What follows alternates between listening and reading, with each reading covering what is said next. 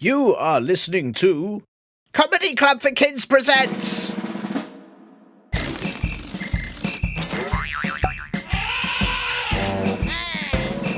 Radio Nonsense, Radio Nonsense, Radio Nonsense, Radio Nonsense, Radio Nonsense. Hi, my phone is Scottish. I have a dog called Snoopy. He's not real because he is a toad. Bye! Thank you, Beatrix, for that intro. How do you know if your phone is Scottish? Or from anywhere else, I guess? Does it ring differently? Like, does a Scottish phone go, rang, rang? If your phone is French, does it go, son, son? My phone is always on silent, so how do I know where it's from? Why are dogs not real if they're toads? Are toads not real? Are they just miserable frogs? Wow, so many questions and frankly so few answers from that intro, but I'm pretty sure I know some dogs who are actually toads, so let me just send them a message on my Scottish phone. Yeah, my phone's on silent, remember, so it's not going to do anything funny. I know that's really boring for you listeners, but it is very professional. I'm on silent, shush you! Okay, maybe I was wrong. Anyway, that's a message to the official order of toad dogs sent, and hopefully they will get back to me. And now, hello, and welcome to Radio Nonsense, the official Comedy Club for Kids podcast that's suitable for all ages from... to... and everything in between. I'm Tiernan, and while I wait for a message from the dog toads, or toad dogs... No, wait, hang on. Toad dogs might be dogs that have been towed away for sitting in the wrong spot, or weird dogs with human toes instead of paws, which would be horrible. So, imaginary dog toads it is. While I wait for their reply, what I do have is 6 million messages from all of you. Or maybe a couple. So, letter-chucking robot, go for it. Here's your stupid letters. Ow! Can I program you to be less angry when you throw them? Is that something that you have in your robot settings? No. Oh well. First up, thank you very much to Crazy Ghost Girl in the United Kingdom for this review on Apple Podcasts. Love this podcast. As the title says, I love this podcast so much and I am very excited for the next episode to come every day because it is so funny. Well, thank you so much, Crazy Ghost Girl. And also, I am so pleased that ghosts also listen to this show. Because it's very hard to know if ghosts are enjoying anything. As they always either go boo, or they make sort of ghostly groans like, which is the noise I make if I really hate something, or I eat a terrible sandwich, or I'm not feeling very well. So it's really nice to know that even if they're making that noise, those ghosts are still fans. So thank you so much. Right, next up. Ow, right in my ear, honestly. Okay, then we have a legal summons. Oh dear, I've never been sent a legal summons before. Let me just read this. Dear Radio Nonsense, we write to inform you that we must take legal action against your special guest, Jacob C. Crackers, in relation to your Christmas nonsense episode. For any listeners, if you didn't hear the episode just before Christmas, that's who our special guest was, and he was like the special Christmas legal expert who helps Father Christmas and the elves. Anyway, the letter goes on to say, Mr. Crackers did, with Melissa Florathought, whoever she is, but apparently we have to say her name, assert that camels doth storeth yon water in thus this there is humps. That is a grave offence to our client, the Comedy Club for Camels, who point out that they do not store water in their humps. They don't even like water. Blur. Why do you think they live in the desert? Silly sausages. Camels store fatty fat in their humpies, and we will not tolerate those saying unthuslessly. Yours trumpingly, J&M Legalings, Wildlife Lawyers. Wow. Wow, I've never had a letter sent quite like that to the podcast before. I suppose I'm quite pleased that this isn't about me. It's actually for Jacob Crackers, who, as I understand from our Christmas episode, is very, very rich and can probably deal with this himself. So I didn't know that about camels. I'd better send this straight to Jacob Crackers by airwhale. It's even quicker than airmail.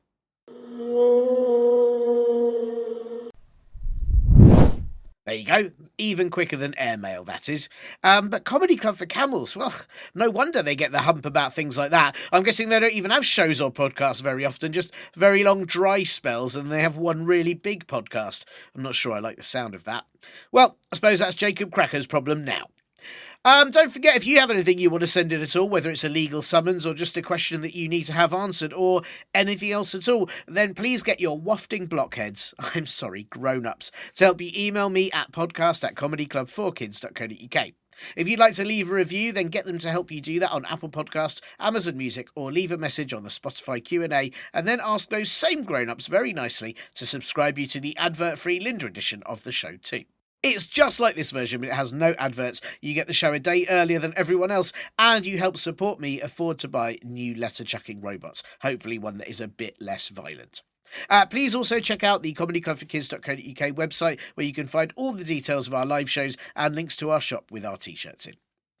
Okay, I guess I don't have to deal with angry camels myself. Phew. So while I sit here and wait for imaginary dog toes to reply, you all listen to this most important bit. Need you to call me Wrangler. Oh. Returning to Radio Nonsense once again, it's Iszi Lawrence, aka Izzy. Yes, she is, aka Iswena Law, who's been known to get stuck in a revolving door, or as all our robot listeners know you, beep boop, beep boop, beep boop, beep boop, boop, 01. And, of course, Izzy, who is most famous for inventing edible scaffolding made of baguettes, for once sneezing so hard it knocked the moon out of orbit for 3 days, and, of course, for your incredible seaside estate agent business helping hermit crabs to find new homes. Izzy, I'm so pleased you're back on the show. How are you? I'm very good. Thanks for having me. To be honest, the hermit crab stuff's very easy because you can just put anything down and they all queue up. It's great. It's the easiest job in the world. They love new houses. Wait, you can put anything down? Anything with a hole in it. Anything with a hole in it. That's the thing. Thing is, what you want to do is you want to start off with a big one. Right. So you get something big with a hole in it. Not like a bagel, not like a donut. That'll Right. fall apart in the sea. Don't be silly. But you could get something like, I don't know, a bucket, but make it snazzy. Maybe like an old bucket that had glitter in it once. Give it a rinse That's out. nice. Put it on the beach. Big old hermit crab will come out the beach, go, oh, that's got more space in it. I'll curl up in this bucket. And it will leave like the thing that it was in, which would have been, if it was a natural one, it would have been a shell. But actually, it could have been a shoe, couldn't it? It could have been anything that's got a hole in it. And then it will leave the shoe, and then another hermit crab will take off its crisp packet. Not a crisp packet, that's a bad example. They're a bit flimsy. Not got much protection with a crisp packet. If there's a hermit crab that really loves the smell of crisps, I mean, I don't, I feel like maybe it's a way forward. And I mean, ultimately, if you have like tomato flavoured crisps, put hermit crab in, you get that, and you smell that tomato flavoured crisp packet when it's empty. It smells exactly like prawn cocktail. It's a fun fact. Wow. Yeah. Is that how prawn cocktail crisps are made? Do they get tomato ketchup crisps, get hermit crabs to go into the tomato ketchup crisps, and then they use that smell? Or, and it's quite cruel this, they might get hermit crabs, dunk them in tomato ketchup, make them live in a crisp packet for a while, then get rid of them, just drop them on the beach without a shell, and then just get a load of potato chips and just mix them in to their old. But that does give me business though, because I am an estate agent of hermit crabs. So obviously there's a lot of crabs looking for a new home, and I can help there. So I clean up. That is very good. And you say, like you say, it is cruel, but if that is the right size of home that crab needs at the time, and hey, who doesn't like being covered in ketchup? So it might be quite a nice experience.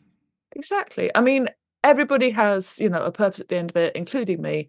And, and we don't have Escape to the Country and grown-up shows like that for hermit crabs because they don't have televisions. No. But if they did, I'd be like the best presenter on that. It'd be great. Oh, I don't doubt that whatsoever. I do have to ask though, because you said obviously no bagels, no donuts, because they would dissolve they'd sort of wash away in the sea. But could they theoretically live in a donut? And what about like Emmental cheese?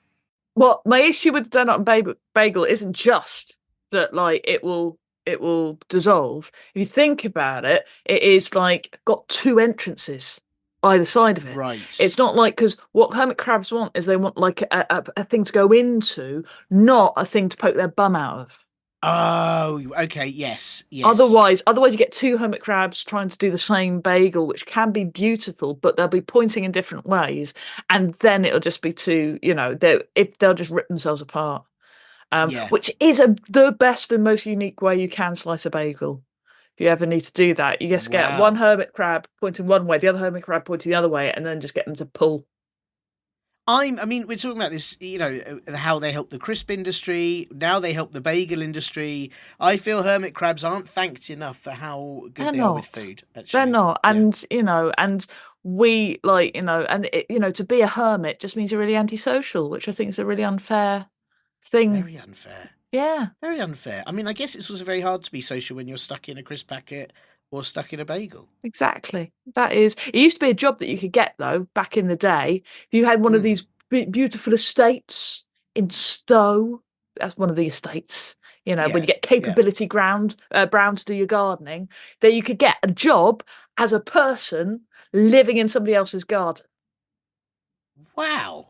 Yeah. That's just your job. You could just. You just live in somebody, and the idea is to be a bit weird. So you're like meant to give Mm. people like posh people riddles when they walk past. You're like, I'm a hermit. It's a bit like being like, how we have garden gnomes now. It was a bit like Yes. that back Yeah. then. You could be a garden gnome effectively, live in somebody's garden. They'd come bring you food every day, and you'd be like, witticisms like that, and you get paid to do that. It's pretty good.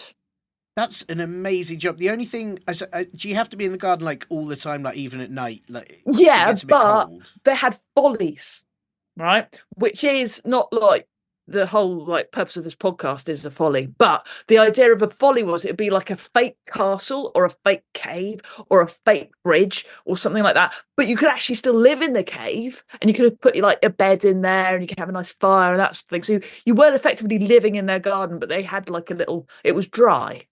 That's what I'm saying. Right. It was warm Okay. and dry, but Like you a also had fancy to pretend to shed. be like mad a little bit, Right. or like interesting mad, like you're a little hobbity person.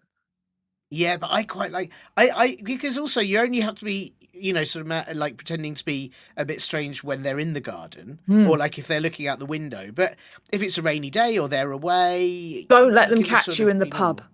because that ruins the whole Right. effect. And then they're like, "Oh, you're just a normal dude, and you're living in my garden. That's weird. I thought you're like a crazy mystic person, like a monk or something. Ooh, and actually you're not. You're Yeah. just So you got to be careful, and like you can't like have a girlfriend over because then you're just a dude living in a garden, which is just odd. Right. So Whereas you if have you're to a be hermit, constantly every ooh. time you look out the window, it's like I've got frogs in my beard and stuff. Exactly. Otherwise, That's what yeah. because it gives the garden a bit of mystique to have like a Mm. like soothsayer at the bottom of it, or like a magician, or like a hermit. Literally, they were called Yeah. hermits. So, It's amazing. I also wonder if it deters foxes, and because hmm, some people don't think. I mean, I don't know why. I always think foxes are really cool, they're really but cool. but some people don't like foxes coming in the garden or cats coming in to poo in the Yeah, neighbour's garden and all those things. So maybe if there's a weird better cat hermit, poo than hermit poo, though. that is true. I would Yeah, say actually, that is true. I would Yeah. vote because cat's poo's smaller for a start. They're just going to be smaller, you know. Yes, well, also cats do tend to bury their poo, They whereas do. I don't think a hermit, especially if you're pretending to be really strange, you're not going to bury that poo. You're going to wear it on your head I or really throw it hope, though, about. that if a hermit does poo in somebody's garden, they do it in exactly the same way as a cat, which they look around and they pee the best bit of lawn, and then they scrabble, Yeah, and then they yeah, kind of look directly in the kitchen as they're doing it, and yeah, they scrabble right in back, the and then they run eyes. around all excited, like my cat Vincent does. Well, that would be So, living up to the strange. I mean, what would be great is if that hermit acted completely normal, apart from when they needed a poo, and yeah, that was their thing. yeah, it would be. I mean, of all the jobs that I think you and I are qualified for, I think That's the being a one. Yeah. hermit in the 18th century would be an ideal time to be a hermit. And that is a I'm real job from history. You could do that. It's such a great job, but there are a number of jobs. I mean, I my historical knowledge is rubbish. Although I do remember yesterday. I think that's history, isn't That it? is Yesterday's history. history. That is I do history. remember. So I do well remember done. yesterday. I had a really good And sermon. also, we are very old because Yes, we're that old. So is. we remember like kind of before the internet, not actually before the internet. We get Yeah. kind of before we had access. We remember discovering email for ourselves. Yes. We did that. Yes.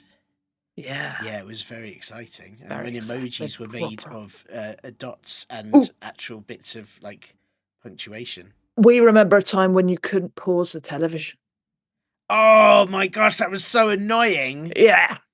And I don't think I have to try very hard to not let this podcast be when I was young, everything was blah blah blah. But the one thing I do think that smaller people, I don't mean the gnomes actually, I mean No, often just many short of our people. listeners, Yeah. although again some of our listeners are like 104, but the younger people. They have never had to rewind a video that's like when you got a video and it was a film you wanted to see, but the person before hadn't rewound it, and then you had to spend ages rewinding the video before you could watch it. And I think that was one of the most annoying things that could ever happen. I think you're right. I don't think modern generations know suffering other than noise as you wait to Yeah. rewind. It's That bad. noise was And you have so to annoying. it's much better to stop it and rewind that way. That was faster. You gotta stop the Yes. video and then press rewind, not just go. And it still took ages because you'd get it and think, I'm going to watch this film. Oh, no, wait. I have to wait like at least 5 minutes, possibly longer. Really? That's a long film. It was Titanic or Is it? something. Yeah. Yeah, probably. Probably one of those long ones. One of those ones that goes on for ages. Ages.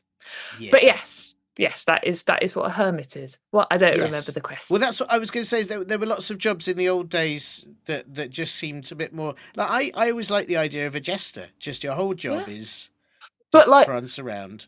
And like you have to take the mick out of people, but it's dangerous because Yeah. you're living with them. So Yeah. like you have to be really like you've got to be in with them, but also you got to take the mick out of them, and that's really hard to do. That's like It's really hard because they could but just if you chuck don't you take out. the mick out of them, you're not doing your job. Yeah. So, yeah. You got to get them in the right place and be really good at impressions and stuff. I reckon. I think that's how they did it.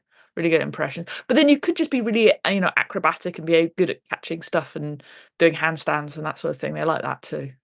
Yeah, Who doesn't? yeah, and you got to wear a silly hat, which I feel Yeah. like has to be like a big part of it. I mean, there are other things you could wear silly hats with. If you were a bishop, wear a silly hat that's for true. that. That's a good one.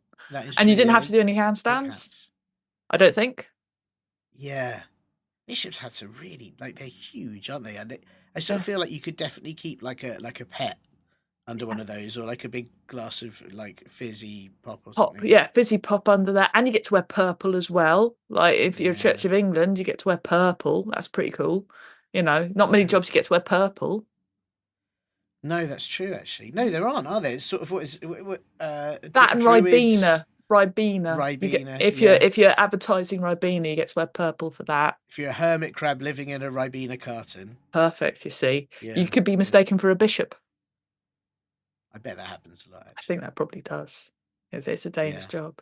But there's That no. I is. like old things because that's what I do all the times. I like to read up. I'm a history nerd. I like history things. I like it when you can like insult people they don't know because you know the words.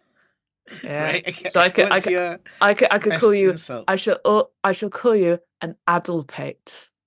Oh, an addlepate. Okay, hang on. Let me have a quick guess. An addlepate. It's got the word "add" in it. Is it like a maths? And is it like an adding pate? Is it like a maths spread? Ooh, nice. But a math spread is, for some people that's exactly what they want. Like That's maths true, teachers actually. It's love a not math really an spread. insult. And like all the true. different multiplications and divisions and all the different symbols, all the different numbers, really posh mathematicians, all the different letters.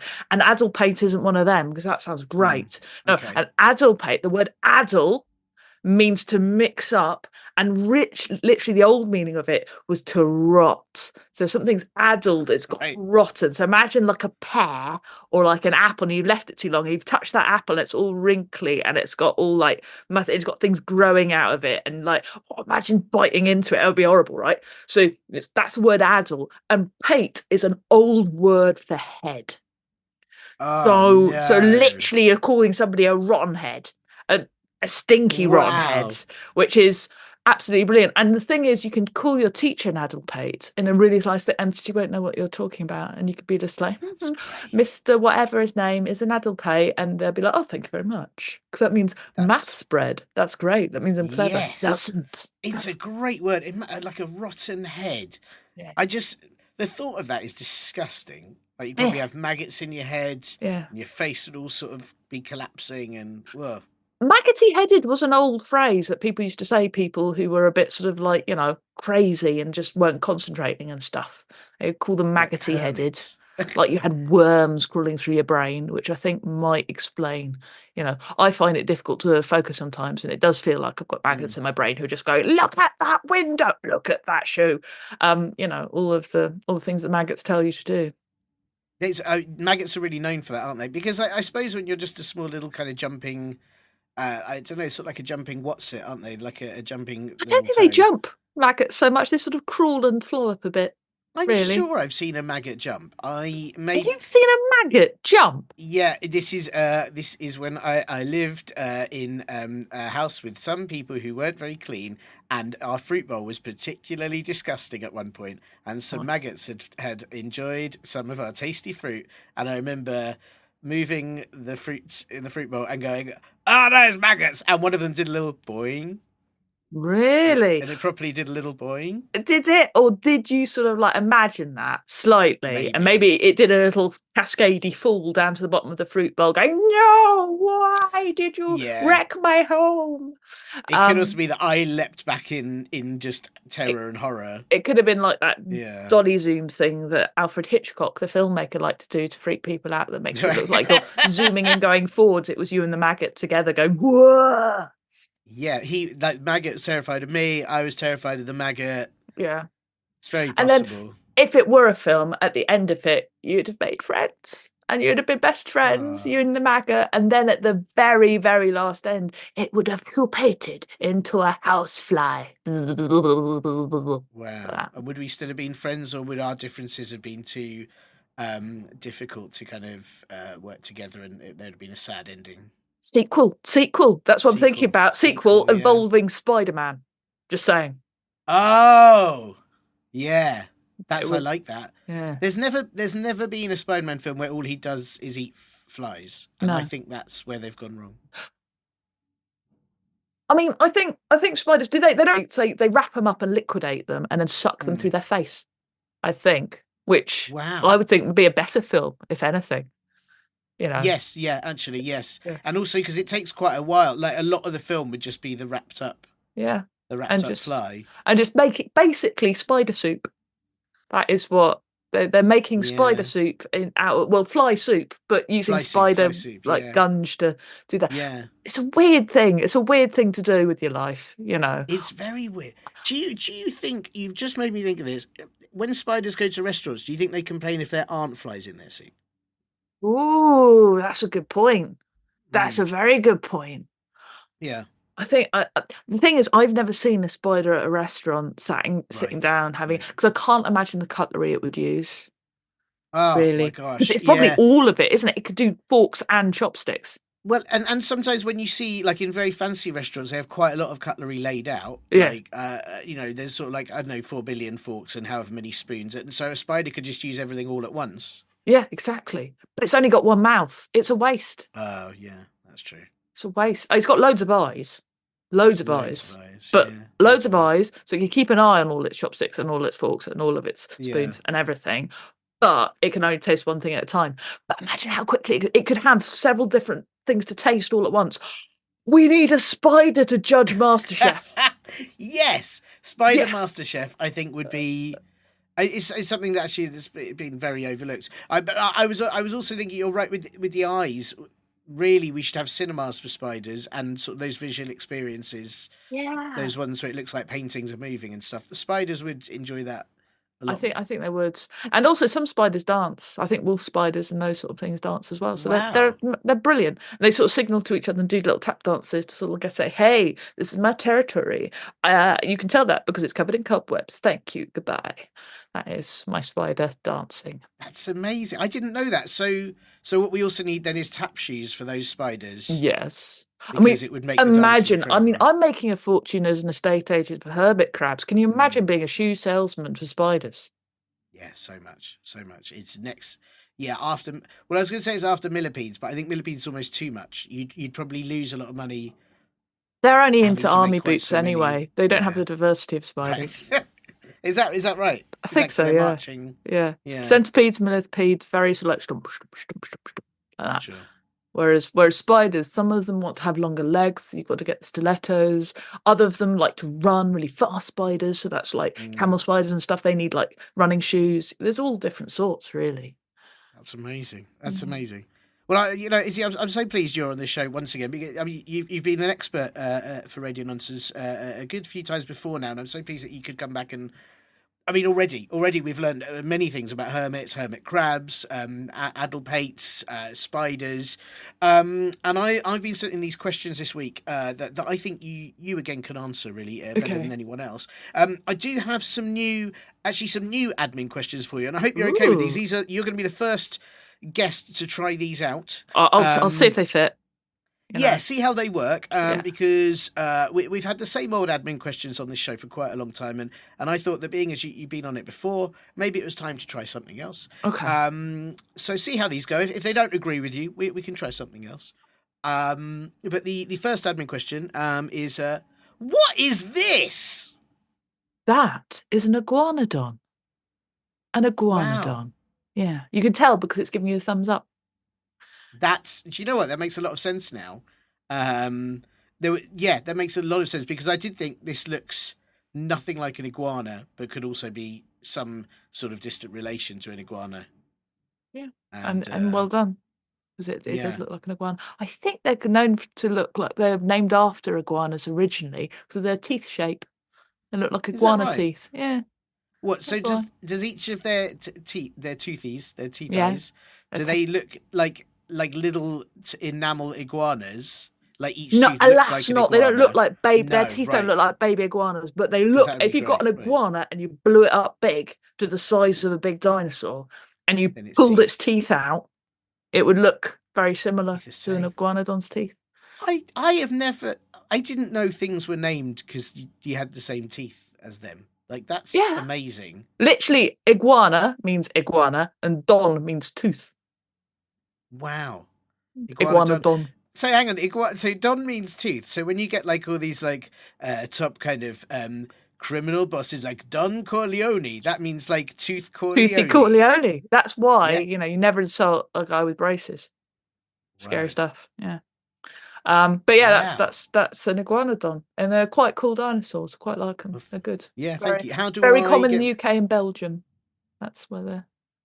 Oh, that's good. Yeah. Yeah. Well, because I want. Yeah. How do I get it out of the bathroom?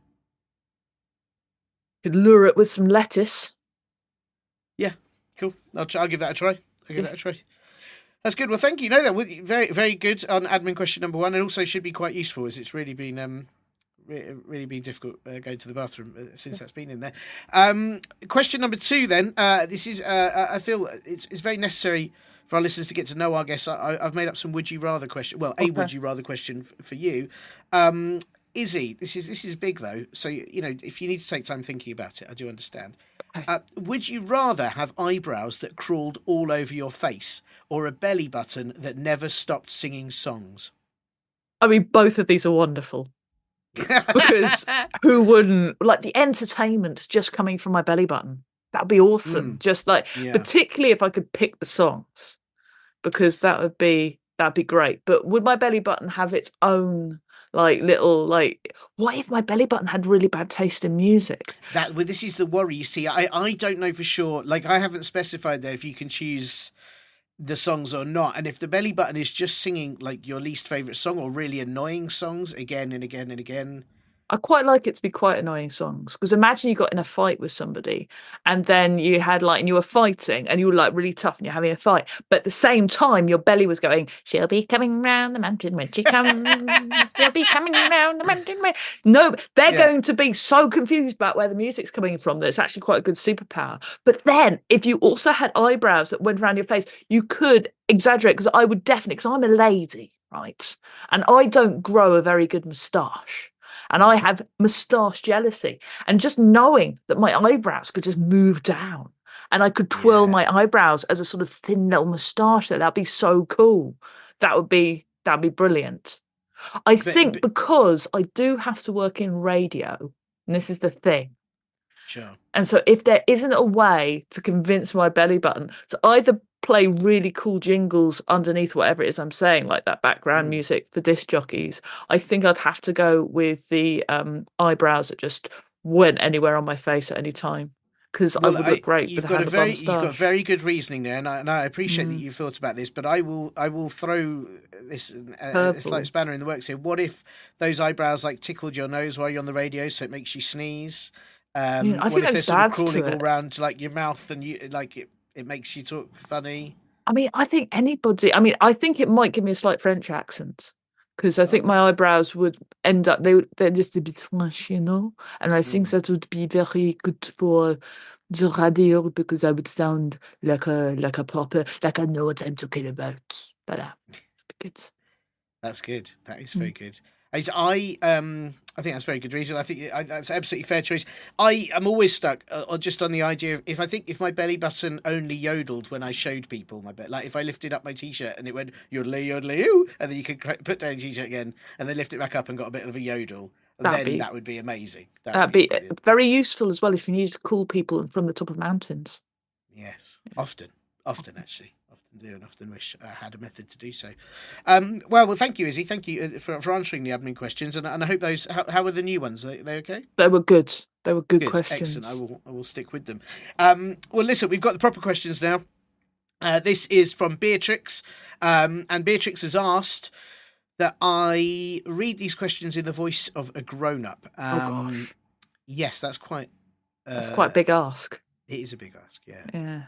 Well, not only that, but I'm also worried that if I do it, most of the listeners will get bored instantly and they'll just turn It's the off. thing about being a grown up. You have to be boring. You can't it's really difficult. I will try and stay Yeah. awake for the question. Thank you. What do you think? Go on. Do you have a grown up voice? Do you have one that you use? I can do grown up voice. Yeah, hang on. Hello. Welcome to Radio Nonsense. I'm a grown up. You can trust me. I remember to pay my bills. I know what a mortgage is. I'm a grown up. I can Wow. operate heavy machinery. Hi. That was amazing. Thank I you. can't believe you did that voice. That was absolutely amazing. It is a grown up So- voice. People trust it. Is that what Silly. I have to go for? Like I'm saying something very serious at the end of an advert, or perhaps on a radio station or something that. It's Yeah. kind of that you have to take your time and Mm. remember that people are still listening. So don't be too exciting. You're a grown up. Life is effectively over. Wow. Yeah. Okay, so let's think about it. I'm going to try. All right. Well, I will try. I don't think I can do a grown-up voice as good as you, Izzy, I have to say, but let me try. What I do have to ask is there's two questions here. I think the second one is perhaps a bigger question, but we'll see.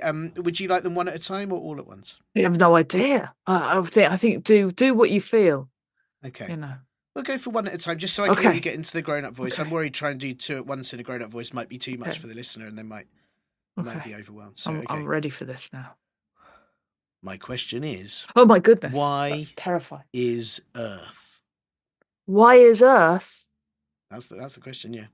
Oh, that's a Was that, big sorry, was that question. did I say that in a grown-up way? Was that? I mean, that all right? it nearly made me fall asleep. So you did really Okay, well. Sure. It was Okay, really phew, good. That's good. I'm going to say, why is Earth? Hmm. Things have mass. That's really boring, but you did it in a grown-up voice, so I Sorry. think that is why is Earth. Things Sorry. have mass. So the Higgs boson particle is why is Earth. That's boring. That's a Right. terrible answer. Why? Should I try? I know it's not Is what Beatrice asked for, but can I try asking like this then? Why is Earth? Oh, that's better. No, I understand that. Why is Earth? Because is how. Wow. You see, well, this is what I said. I think the second question is a bigger question. You've answered that question so quickly, and so easily. Because is how. Yeah. That's often That's often the answer, I think. Yeah, fascinating. Well, thank you. Is you? I think. Well, Science. let's get to the second question, which I Yeah. think is more important. Deserves a bit more time. Okay. You'll see. Why Okay. is Earth? That's come on. It's a bit. Come on, Beatrix. But second question. She's really tried here. I'm going to go for the grown-up voice again. I do Oh apologise. gosh. Okay. Why aren't cupcakes in a cup? And if they were, would you be able to drink them? Ooh, that's big. Yeah, That's a big question. That's a very Bigger good than why is question. Earth? Yeah. Yeah, it's big because, like, imagine, right? There's one of these is the right answer to this question, Tin, and you're gonna guess which one's the right answer is. Okay, one, Okay. cupcakes are called cupcakes because the original cupcake came from the World Cup, not the Football World Cup. This was before the Football World Cup. This was actually badminton. They had a cup at the end of it, and they actually had this cup, and they used to bake a special cake inside of that cup. That is where the word cupcake comes from. And the other answer to this question, so it's either that or it is cupcakes are called cupcakes because of how the cakes were made, because they were made really basically with measuring cups, but they weren't actually measuring cups. They were just any old cup that you just made the cake, and it was to do with the proportion of the ingredients, and that's why they were called cupcakes, which meant they didn't have to be cupcake shaped at all. One of those is the right answer. Okay, so only one of those is right. But I need to ask questions about both before I decide. I hope that's All okay. right, that's fine. About the second one, Yeah. So they didn't have to be like you could just make them in absolutely anything. So some people end up with huge cakes. Yeah. Some people end up with cakes. tiny little thimble cakes. If you could exactly. And the reason they're called cupcakes has got nothing to do with the fact that they were made for cups. And it's annoying. Okay. All right. Okay. That's question about that one. So question about the first one. Yeah. There was a World Cup for badminton. Yeah. There's That's a World ridiculous. Cup for badminton. And it happened in, I think, 1847 was the first one. I don't think they baked the cake then, but it's really early. It's like before the Olympics got going again. Because there were Olympics like back in ancient Greece, and they sort of revived them in the Victorian period. But this is before that. And did was it a bit like how football is now? Did people go to stadiums to watch two people play badminton? It was and quite people have posh. scarves and It was posh people, unfortunately. Oh, Here's what they used to do before football, because football got big in like Victorian period. Before there was football, and you're going to love this, they used to have comedy nights. And people with the music halls, you'd had rival music halls, and then there would be fights outside the music halls about which comedian you went to see. This was in London. And I think I spoke to a proper comedian historian who knows all about this called Andre Vincent, right? And he told me this. And apparently one of the hospitals in London was put there because there had to be nurses there because the comedy audiences would get drunk in the music halls and they'd come out and fight each other. And that's where a current London hospital is located now, because it's equidistant between old music halls where people used to get beaten up. Wow. Yeah. That's amazing. That is So don't go amazing. blaming football hooligans, because we do it to each other anyway, but in the past we did it over comedians, which I thought was even better. Comedians. Yeah. Wow. So that means that in the future, one day, football may become like a sort of like a kind of theatre-based event where everyone has to behave and sit in seats and has a little interval and stuff. And the Edinburgh Fringe would be a lot more ball sports. Yes, that's interesting, isn't it? Which would be quite chaotic. I think there's a lot of people there. If there were lots of footballs flying around, a lot of people would get one in the face.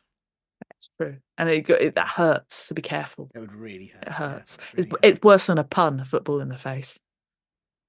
Yeah, it is actually. I think you're right. Yeah. It is actually worse. It's worse than the noise the video rewinding made. Yeah. I don't know if it is actually. No, it's not. Football in the face is better than that. You're right. It's still the worst. You're right. You're right. You're right. There. Okay. Well, so I've got to guess which one is right. Yeah. I like the badminton one, but I think it's the second one that's right with all the shapes of. Is it the second? Is it? It is the second one that's right. Yes. Yeah. So the fact that we call them cupcakes is nonsense. It's got nothing to do with the fact they're in cups, even though we got paper cups for them. A cupcake can be any size. Don't let them tell you. Don't let the grown-ups tell you the lies. That is it. And if I had a cupcake, could I drink them? And the answer is, I reckon if it wasn't baked, I could drink it. Yes. But what the act of baking, what you're doing is you're turning liquid, lovely, soupy, like almost like spider soup, but cake soup, liquid, into foam. And it's hard to drink a foam. It is, isn't it? I mean, I have seen out there. I'm gonna just because I'm a man of the world. I have seen cupcake milkshakes where they cheat and they put cupcakes in a milkshake and they blend it all up and then it tastes like cupcakes. All we So you need, could do it like that. all we need is some sort of blender attachment for our mouths. That's amazing, isn't it? Yeah. What about if hermit crabs lived inside cupcakes and then they sort of like the bagel? If you could make a cupcake big enough for two hermit crabs, they would tear it apart as they lived inside it, and then you could sort of. I still don't think. I mean, I wouldn't try and chug anything near a hermit crab because getting one of those caught in your throat, it's going to live in your mouth. They love. Oh no! They love that. It's a nice warm cave. That imagine, and then you had to spend your yeah. entire time under the water with mouth open, going, and the hermit crab will be just like, sorry, my house makes a lot of noise, but it's got a singing belly button as well, which is pretty cool. Well, that'd be it. You could sing to people through the belly button while letting a crab live in your mouth. It sounds like a lot of effort. It sounds like it does. Yeah, it does. Well, thank you, Izzy. Two questions answered superbly, even if I had to ask them in a grown-up voice, which I'm still very sorry about. But that was what it was difficult staying awake for that bit. It was. I know. I me too. And I was saying it. It was very hard. But I hope Beatrix likes the answers. Those are fantastic. Thank you. And listen, it's been lovely having you on the show again. Thank you very much. And I do have to ask you. Obviously, you've got the hermit crab business, which you said is easy, and I'm guessing it's so easy that's allowed you time to write a new book, which I believe is out now. I got loads of books out this year. I got 3. I had 3 out last year. I got another 3 out this year. The one I want to tell you about though is this one. I'm holding it up. Hang on. Listen to this book. How good is this book? Listen. Good book, isn't it? Oh, yeah. It's called City of Spies. It's got a shiny cover. And because unlike other authors who like to make up stories, I can't do that. I don't like making stuff up, so I use real history. And this is called City of Spies, and it's set in New York City in 1780. And do you know what was happening in New York City in 1780? Did anyone have a dog? They did have a dog, actually, yeah. So that's pretty good. Oh. But there was a war happening, and it was the American Revolutionary War, which we never got taught about at school, mainly because Britain lost that. Because that's how the USA started, as they broke away from the British Empire because they started this war, and so we never get taught about it because we lost it, which is nuts. Because if you think about it, how does, and this is a quote from Hamilton, a ragtag army in need of a shower defeat a global superpower? Because Britain owned the world at this point, and these little colonies basically just defeated us. I'll tell you how they did it. That's why I wrote this book. They cheated. They filled New York with spies, and then the spies told General Washington all of Britain's plans and stuff, so we couldn't win. And Aidan, who's my main character, he lives in New York and he's loyal to the king, and he thinks he's found an actual spy, one of Washington's spies. And all he's got to do is trying to convince the grown-ups that he's telling the truth. And I don't know if you've tried to convince a grown-up of anything. It's really hard. So that's basically the premise of the story is, can he save the day and defeat George Washington? Which is, it's not the sort of, normally in history we learn about how the Americans are great because they won the war. Well, actually, this is a book about how Britain's great. So I thought if you're interested, it's called City of Spies. It's by this lady called Iszi Lawrence. That is me. It's ISZI. It's a weird spelling of Izzy. But if you're called Izzy, you can spell it like that too. And then you'll be called too. Well, it sounds properly exciting. It sounds really exciting, actually. And I should just warn listeners that if you get it, I understand that obviously the main character is a boy. When he speaks to grown-ups, don't read those bits in a grown-up voice. No, you've got to be careful with grown-up voice. It's very dangerous. It's very powerful. Yeah. Yeah. But unless you have to sell a grown-up a mortgage. That is, by the way, it's for 9 to 12-year-olds. So if you're a bit younger, I've got books called The Time Machine Next Door, which are really fun. There's a Kiwi in it. A mad squawking one who's kind of scary. There's a milkshake machine. There's a boring machine. It's all sorts of adventures. There's that as well. So you can go and look at that. That's called The Time Machine Next Door. There's a series of books. But City of Spies, I'm very excited. Buy it. Well, it looks awesome. I'm going to go and get it ASAP from. I might get it from a good bookshop, or even a bad one, or even just a Yeah. sort of mildly cheeky one. And I'm very Exactly. excited. All the bookshops will have them, Excellent. please. Yes. Well, thank you so much, Izzy. Thank you for coming on the show. Thank you for answering the questions and telling us Very about your welcome. new book, and for housing those little hermit crabs, because I'm so pleased someone's doing it. Exactly. Somebody needs to. They're snapping applause at you right now. They were going to gear bash these things that got smartphones on them. Thanks so much to Iszi Lawrence for not only teaching us the word ADVERT, which I'm going to use a lot, and helping those hermit crabs, but also for answering Beatrix's question, who, yes, is the same Beatrix that also sent in this week's intro, so she is having quite the episode. Beatrix, I hope you liked your answer, and if not, why not leave any complaints you have in a donut by the seaside, and hopefully a hermit crab will occupy it, run away, and I'll never have to hear it. Iszi Lawrence's new book, City of Spies, sounds so much fun, and I absolutely can't wait to read it myself. But you can grab a copy from all good, bad, malevolent, or simply chaotic neutral bookshops, and I have popped links to it in the podcast blurb. Izzy has also written many other brilliant kids' books, including Blackbeard's Treasure, The Unstoppable Letty Peg, and, as she mentioned, the Time Machine Next Door books too, and they are all brilliant. Do go and check them out.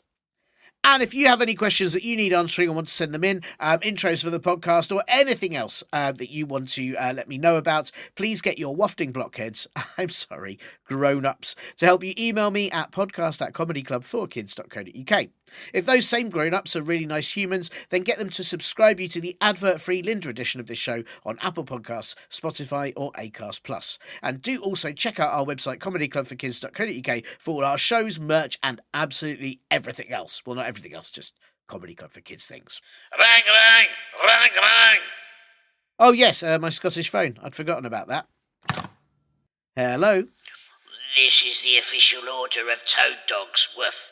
You sent us a message. Toad dogs? So dogs that have been towed away? Oh, yes. Hang on.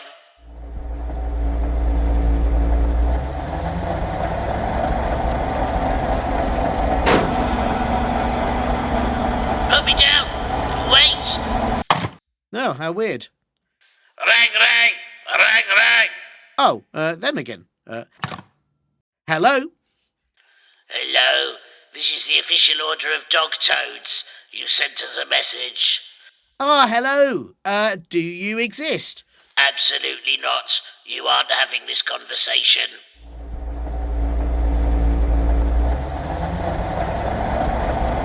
Wait, I'm a dog toad. Put me down. Not a toad dog. Oh, how very strange. Oh, well, I'm glad that's all sorted. Right, I will see you all next week. No, wait! I'm not a toad anything! Put me down! Bye! You have been listening to Comedy Club for Kids Presents.